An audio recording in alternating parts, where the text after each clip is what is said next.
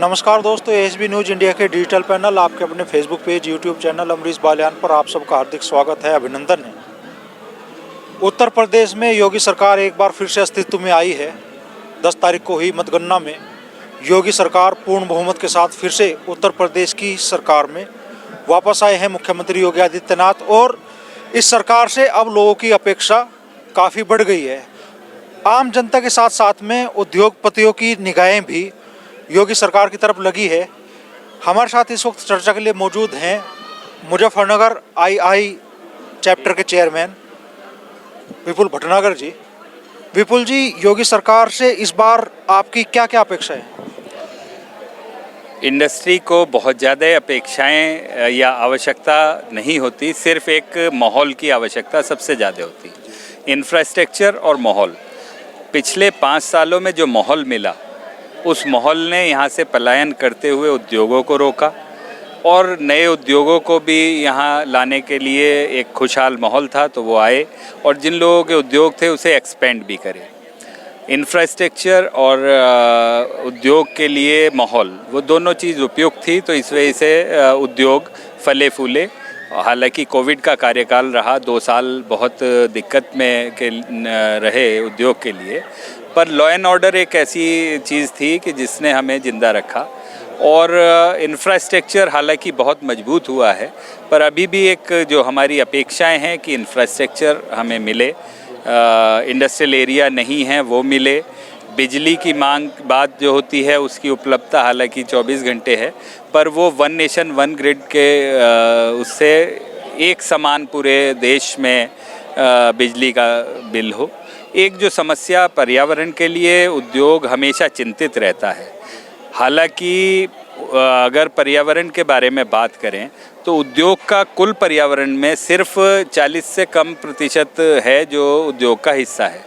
अगर आपने लॉकडाउन में भी देखा होगा, जो कोविड के टाइम में था, सारे उद्योग चल रहे थे, उसके बावजूद भी कोई पॉल्यूशन नहीं था। उस समय में कोई पॉल्यूशन नहीं था, बिल्कुल नीला आसमान दिखता था।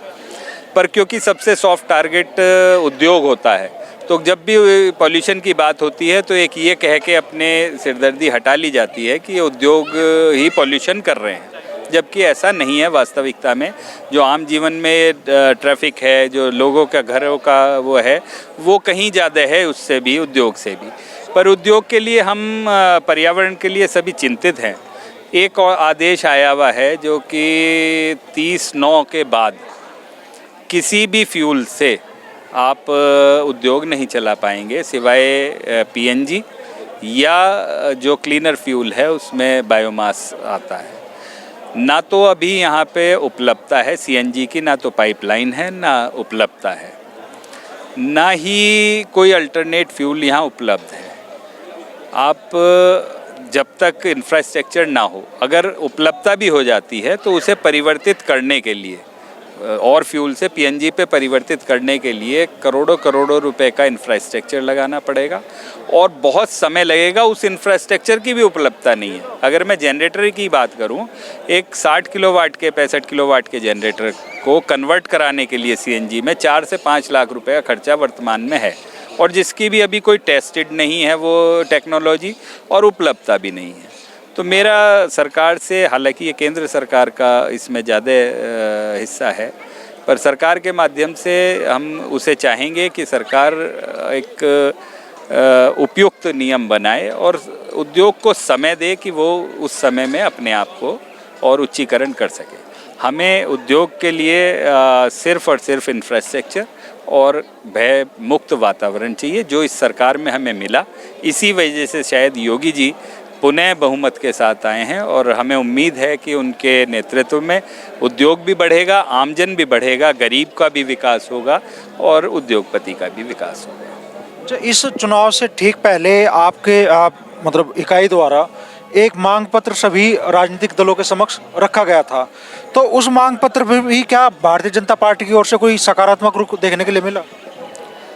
हमने इसी तरीके की मांग रखी थी कि जैसे यूपीएसआईडीसी का जो हमारा इंडस्ट्रियल एरिया है उसे फ्री होल्ड किया जाए लीज होल्ड की जगह, या ये पॉल्यूशन के लिए, या एमडीए जो डेवलपमेंट अथॉरिटीज़ हैं वो चार्जेस पूरे प्लॉट एरिया पे लगा रहे हैं, जबकि पहले जो है वो कवर्ड एरिया पे लगाया जाता था। तो बहुत वहाँ उद्योग लगाना इस वजह से दिक्कत हो रहा है कि कई जगह तो ज़मीन की कीमत से भी ज़्यादा MDA का या डेवलपमेंट अथॉरिटी का टैक्स बैठता है। वो हमने मांगे रखी थी माननीय संजीव बालियान जी को, अमित शाह जी को, कपिल देव जी को और जिलाध्यक्ष को, अन्य पार्टियों को भी दी थी।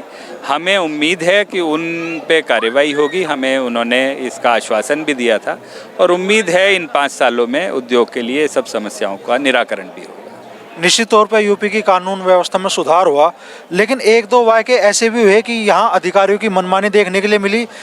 एक बार तो मंत्री जी के सामने ही उद्योगपतियों में और अधिकारियों के बीच में टकराव की स्थिति भी आई, आप भी मौजूद थे। तो क्या अधिकारियों की इस तरह की मनमानी पर भी इस सरकार में रोक की आवश्यकता है? आप का कहना सही है। कई बार ऐसा स्थिति आई, एक बार नहीं 2-3 बार स्थिति ऐसी आई कि जहां अधिकारियों ने निरंकुश होकर काम किया। और शायद योगी जी की मंशा तो ये थी कि अधिकारियों को अगर स्वायत्तता दी जाएगी और उन पे कोई दबाव नहीं होगा तो वो एक अच्छा काम करेंगे।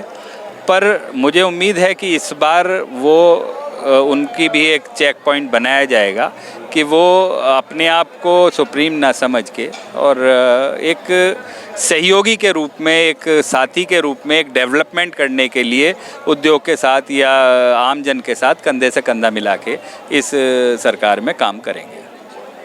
तो ये थे मुजफ्फरनगर के वरिष्ठ उद्योगपति विपुल भटनागर जी, जिन्होंने उद्योगपतियों की क्या इच्छाएं योगी सरकार से है, क्या उम्मीदें योगी सरकार से है, उसका पूरा खाका रखा और ख़ास तौर पर प्रदूषण विभाग की कार्रवाइयों के चलते जो परेशानियां उद्योगपतियों के सामने आ रही हैं उनके निराकरण की उम्मीद जताई। यहाँ इस वक्त होली मिलन समारोह है मुजफ्फरनगर के उद्योगपतियों का, इंडियन इंडस्ट्रीज एसोसिएशन का। तो आप सबको होली की शुभकामनाएं और विपुल जी आपको भी बहुत बहुत शुभकामनाएं और सभी को बहुत शुभकामनाएं। ये होली का पर्व रंगों का पर्व है। आपके जीवन में इसी तरीके से रंग खुशियों के फैले रहें, ये ऐसी मेरी शुभकामनाएं।